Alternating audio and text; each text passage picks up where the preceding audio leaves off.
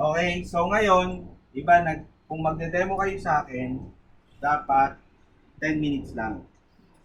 So ngayon, bawa, may susunod sa inyo. So dapat, maayos nyo para sa susunod, hindi sila nahirapan. Ganun din pagka nag-assessment kayo. Lalo na kung halimbawa, ikaw yung una. Ayun, pwede yun.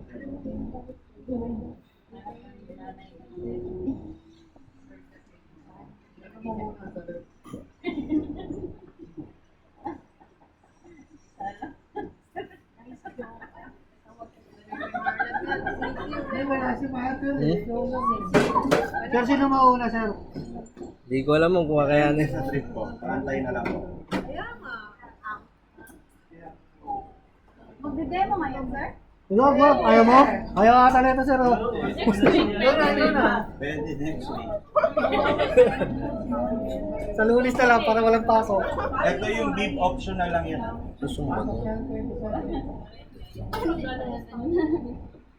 Basta, wala na palang pa.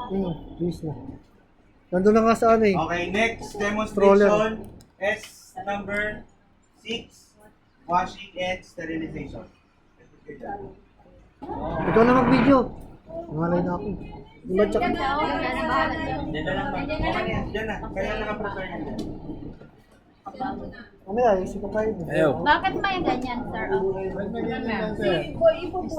Alam mo nga, hindi nagtatouch yung ano ko.